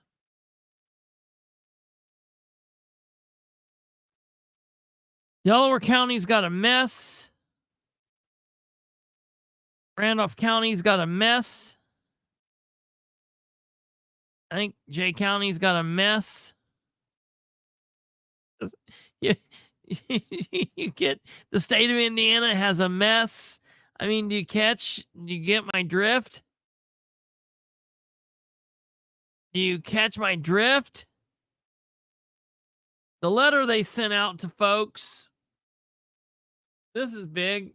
This is the letter they sent out that we were talking about tonight. And this letter says, we would like to invite you to a project informational meeting on Thursday, January 4th. That was a week before the council meeting, from 6:30 to 7:30 at Ivy Tech Community College. This meeting is to talk to you about a great project that is interested in the Eagle Business Park area just south of Menards. The company will be discussing information directly related to the project and answer any questions you may have. We hope you will be able to attend and look forward to seeing you there. Sincerely, Rob Sparks, Executive Director. Madison County, Indiana Economic Development, MCED. Oh, God. Okay, so that's that. So, interesting. Well, I hope the people stay involved there in Madison County. Bree's there. Very good. I'm happy to hear that. You guys stay involved. Hey, and listen, there apparently were some Madison County council people that were in the audience. I also noted for the record that longtime former councilman Jerry Alexander was also in the meeting. That was interesting. It's interesting to see him again. He was there, and so that was interesting. But they were quiet. They were like all quiet on the subject, and I thought that was rather odd.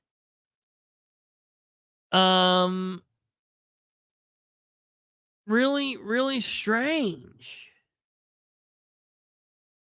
I wonder why they didn't speak for the people.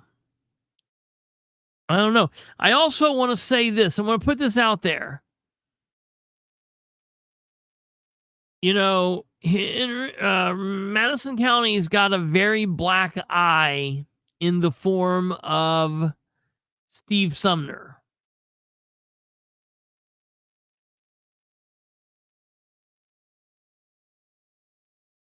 Hey, Russ Willis was there too. That's right. The devil himself. Madison County has a very black eye in when it comes to Steve Sumner.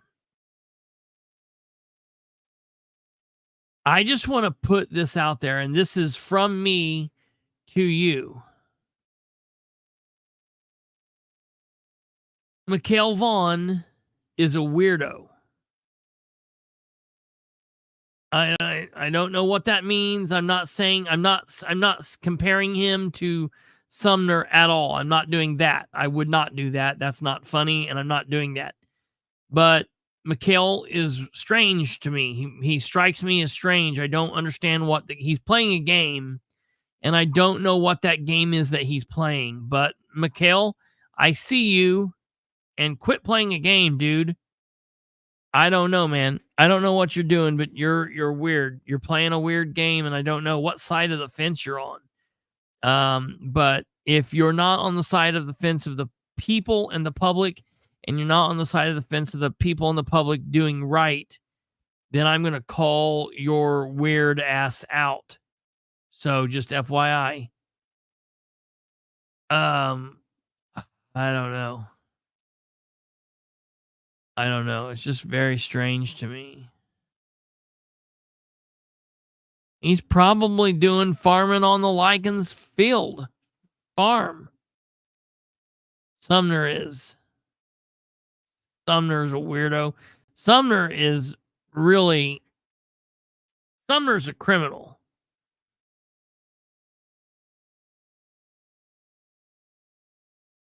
Yeah, he just is really strange.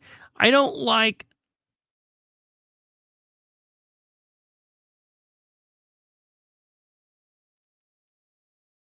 He just did a lot of things that we had him on the show. I gave him a chance. And I thought he was for the people and doing all this. And then at that last meeting, he very much disappointed me. I was very much disappointed in him. Just, I don't know. You're an elected official, Mikhail. Just do the elected official things and be for the people. I don't know. Follow the money. That's Cindy.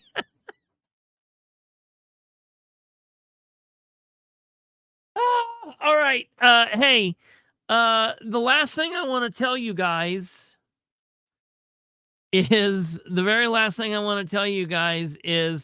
there are some videos that we just put up, some fresh videos for y'all. If you want to see some shorts on everybody's favorite Henry County Sheriff John Sproles and his teeny weeny little fan club that I think his sister, they've got a very Jamie and Cersei Lannister vibe going on there. I think they I don't know what they're doing, but they've got this really strange vibe. And I just want to say, for that night that you're up watching this, Connie, I just so you know, I'm holding up 2 fingers for you.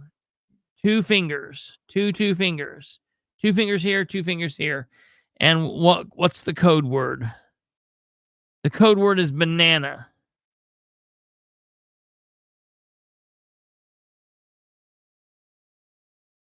So, just when you show this, when you talk about this, well, and I know you will, you can give us the code word banana and tell me how many fingers I'm holding up. I guess technically I'm holding up 4 fingers. 2 fingers on this hand and 2 fingers on this hand. To the people of Anderson, I would encourage you to reach out to Councilman Ollie Dixon. He will always speak for the people. He will stand for the people.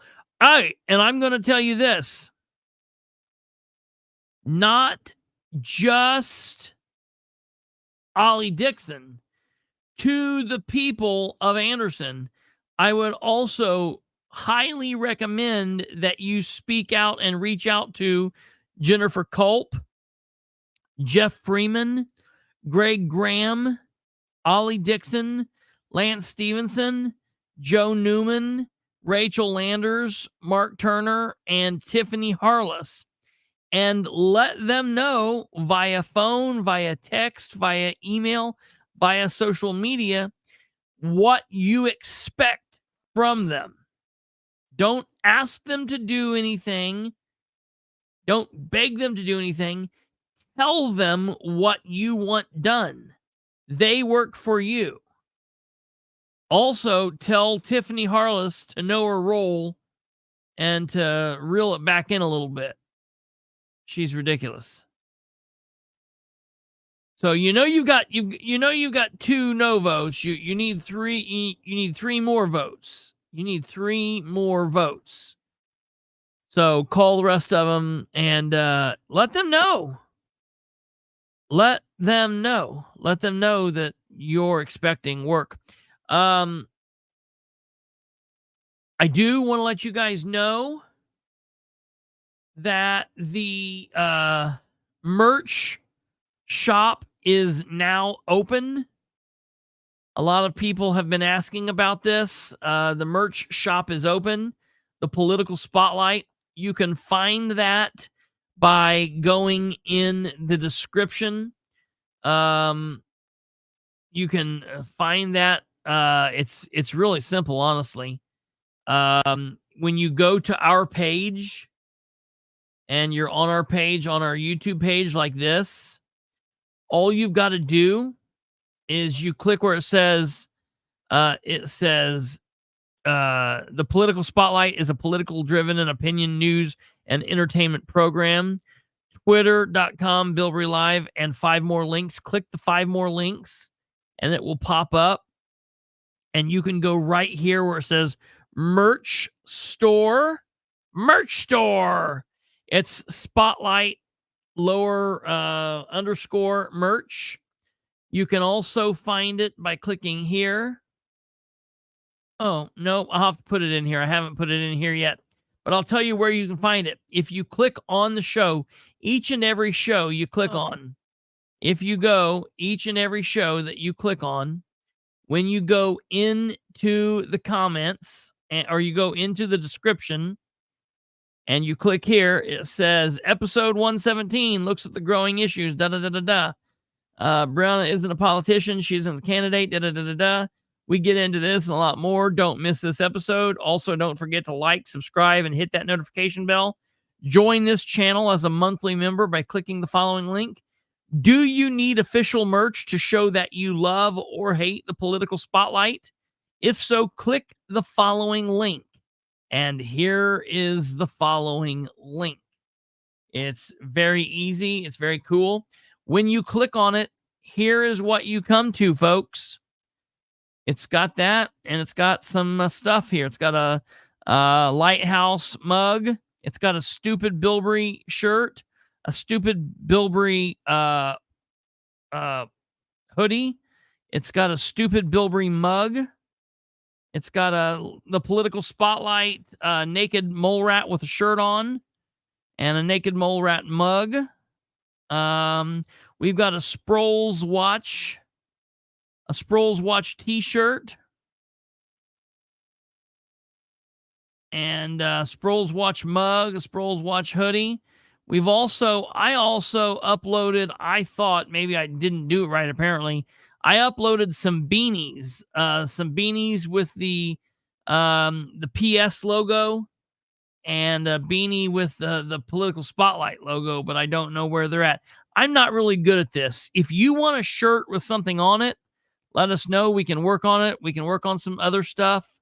I'm not really good at this. I'm going to have to see if this is one more thing I can put in Kate's bag. I suck at this. I don't really know, but she's put all this other stuff together. So, yeah, it's great. So it is what it is. Yes, Jamie Lynn, you are supported. Absolutely. They knew about Sumner's charges before the primary of 2020, but made Gail Emery, Richwine Likens, Alexander Steele to keep their mouth shut. Absolutely, that's gross. You know they did it. Yeah, Bree Davis. Spread that around. It's great stuff. It's great. Here it is. Do you need official merch to show that you love or hate the Political Spotlight? I've always really been taken by the fact that Colonel Parker had pins that said "I love Elvis," but he also sold pins that say "I hate Elvis." And Elvis was like, "Why do we have these?" And he's like, "Because it all makes money."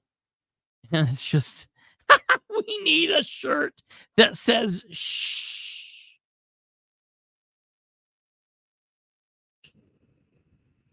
You have the First Amendment right to shh.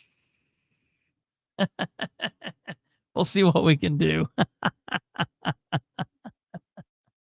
Absolutely, Bree. It's all the game. You know what I mean? Listen, there are literally there's a lady. Listen, there is a lady that was trolling us tonight that literally watches every show minute by minute by minute to hate on us and finds like these little pieces like very strange to then, bust my balls about later.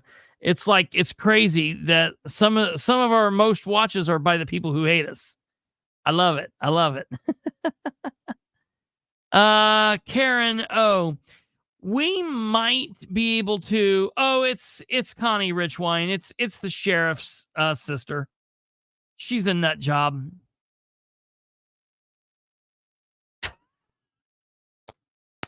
Jeff. That would be funny, but that one could get us in some trouble because she's not actually elected. That could be a problem. Funny as hell. Bad. I'm trying to think. I just hate the fact that we don't own the rights to Jamie and Cersei Lannister. I'm sure that would be because I would just put brother. No, what brother you do and is sisterly love. you use Henry County Sheriff's Department or Sheriff's Office. Yeah. In Game of Thrones script. Yes, that would be great.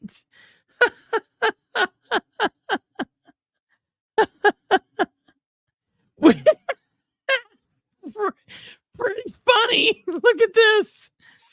We even have Sproul shorts. That is actually really, really funny. Oh, that's good. I'll buy that one. What name does she go by? I mean, let me see here. She goes by her name. It's she goes by oh, I don't know. I'm trying to find. Did she dirty delete Connie Richwine?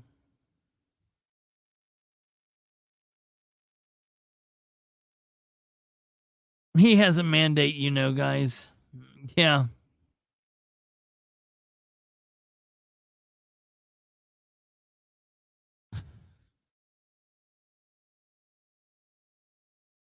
A mandate. When does he pick him up by?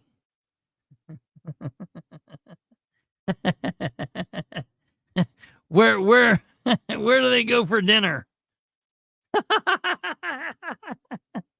Oh God. She loves it. She absolutely loves it, Catherine. She thinks that he ought to do it. She thinks the people of Henry County are trash.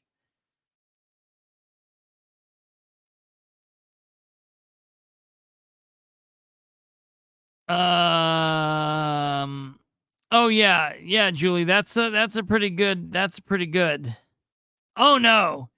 No, she's right in the back. I mean, it's brother and sister, but I think it's really weird. Like I would tell, I mean, like there's nothing in the world that I would be more mad about than if like my mother got on and started posting to somebody that was bad mouthing me. I would be like, no, you don't do that. That's ridiculous. That looks ridiculous. And so for the fact that she's out here, it's different than like campaigning. She's like literally out here fighting his battles, and it's like really kind of icky. Yeah. Right. Yeah, I'm definitely aware.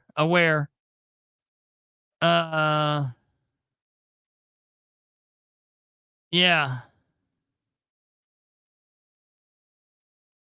I can't believe she does and says some of the things she says, knowing her profession is what it is. And I don't know. I mean, look, I don't particularly care about her. She's nobody. I wouldn't go out of my way to cause her trouble. I mean, she's nothing to me, but she pisses off a lot of people. She pisses off a lot of people and says a lot of bad things about a lot of people that have a lot of time on their hands. And, oh, yeah. Well, because she's one of those people, that's how they come off. They come off like they are, goody goody, like wonderful and above, reproach and everything. But, they also, I think they were born with a silver spoon up their ass or something. Isn't that the way that it's said? Something like that. No, not your sheriff, Cindy. Sheriff Sproles in Henry County. Not Beeman. Beeman, not. Yeah, that could have got bad.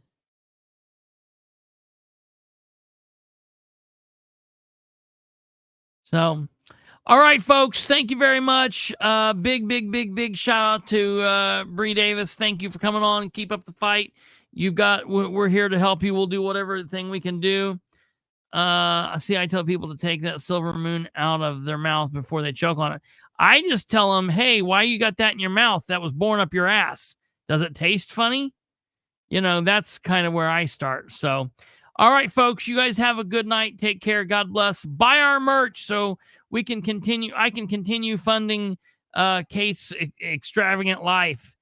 Pay for her 5 kids and her husband to go on all these trips all the time. I can pay we pay for Brandon to just go off. Hey, his birthday's coming up soon. And you know how Brandon likes to enjoy his birthday. Birthday month. I was going to say it's birthday 6-month period, but yeah. It's the whole month that we February, celebrate Brando. Yeah. And does he have an extra day this year? Is it leap year? Is it leap year? It might be. What would leap year? How would the calendar look different if it is? Oh God. February would have 29 days, my dear. Oh, it is. He gets a whole extra day. A whole extra day of Brando, everyone. So wait a minute. So February has 30 days most years or 28 days? 28 days. I don't know how that stuff works. Oh gosh. I have 30 no clue. days has December, April, June, and November. What's that mean?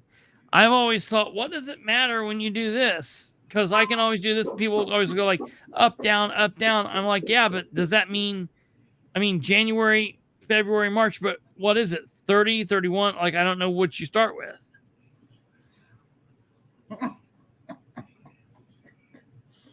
Start with January, February. Yeah, I know, but what does that mean? What does the first knuckle have? 30 or 31? The knuckle has 31. If it goes down, it has less. Okay, January is 31. February has 28. March. See how stupid that is, though? It's not even, it would make sense if it was 30, 31, 31, 30, 31, 30. Gregorian to Julian calendar and the whole cluster muffin and the 1783 or whenever it was when they dropped 17 days out of September because they wanted to get things to match up. And have you watched the Y-Files? They say that Charlemagne, that didn't even exist. What? Oh yeah, I'll send it to you. It's amazing. Oh, great. Yeah, that'll be fantastic. But that upsets me if Charlemagne was not real, because that means Christopher Lee's entire, mega death metal album he did when he was 90 some years old is fiction. That makes me sad. It's all fiction. Yeah, I'll send it to you. Had you not watched the Y-Files? I've seen some of them. The Y-Files are pretty good. I don't know. Yeah. I'm sorry for the confusion about the calendar, but yes, February's coming. It's Brando month. Yeah. So you need to do like something to our like. Yes, I can. Like that other channel that shall not be named that had those heads bouncing around all the time. It could just always be Brandon's heads. Yeah, absolutely. Yeah. We'll figure that out. Now, is Brando coming on tomorrow? Because I you asked have your him, I don't special know. guest. Yeah, hey, yeah, we've got a special guest. A big show tomorrow, folks. We've got a big show. A very, very, very big show. A really big show for you. But I think Brandon's coming on. I've got to ask him because I got to finish the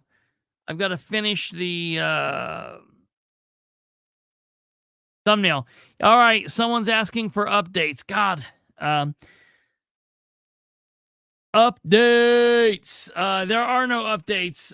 Basically, the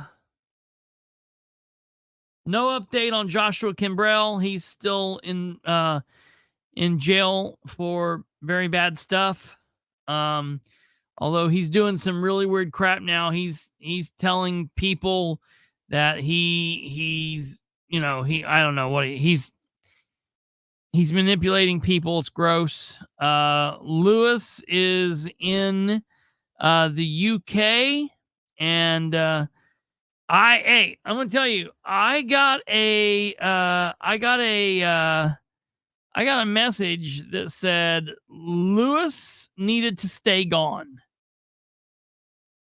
They said Lewis needed to not come back to Randolph County. If they didn't want to see Lewis in Randolph County, they shouldn't have let him out of jail. That's sick and disgusting. And a lot of people are really mad about Lewis. So I don't know.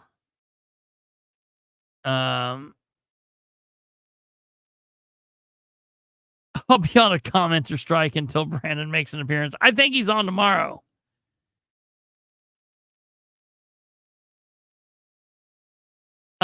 He's just saying that Josh is just he's just being manipulative and just he said he would plead guilty. Now he didn't plead guilty, and it's just playing games like that. He's just playing games. He's just further victimizing little girls. I mean, young girls, juveniles, I guess I should say. He's further victimizing juveniles, and it's gross. He's further victimizing his wife, which is gross, and just needs to go away. If anybody wants to watch, I will say, and I've reached out to this cat. If anybody is interested in watching an interesting breakdown of the whole thing, and yours truly gets a mention.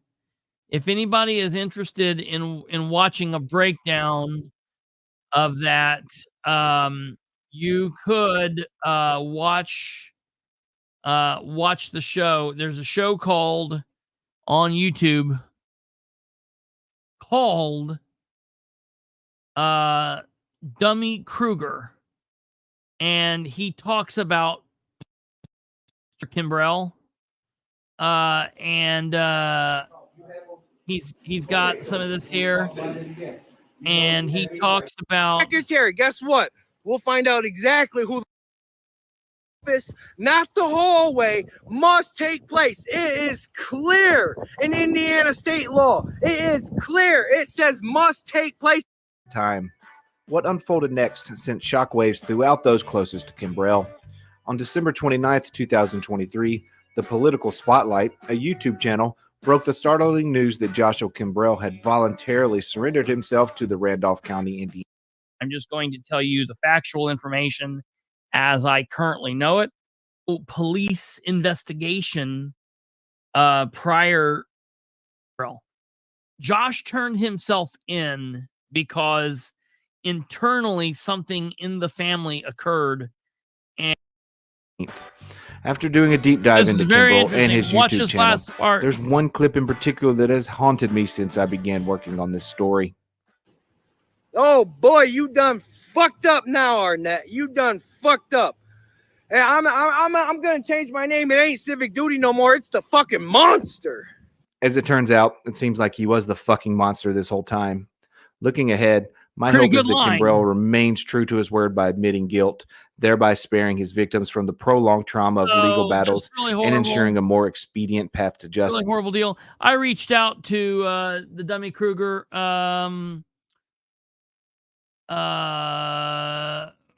which is kind of a really. I use the Dunning-Kruger effect a lot. I talk about that a lot, and it's very, very interesting. So yeah, Julie, if you go on YouTube and you just type in dummy, DUMMY space Kruger, KRUGER, you will find it. No, I know it is a troll channel. However, he did a very spot on analysis of Josh and that whole deal. So it is what it is. I've not watched any of his other content. I did go on there and state, this is some things, because he talked about us there on the channel, and he's the only one that got the story right. He's the only one that got the story right as far as it with me. So I thought, okay, well, I will give him that credit, but I could tell it's pretty clear to tell that he's what they're doing there. So, all right, folks, that's it. Thank you very much. See you tomorrow, 9 p.m. right back here. We have a very special guest, John Schrock. See you. Take care. God bless. Have a good night. Goodbye.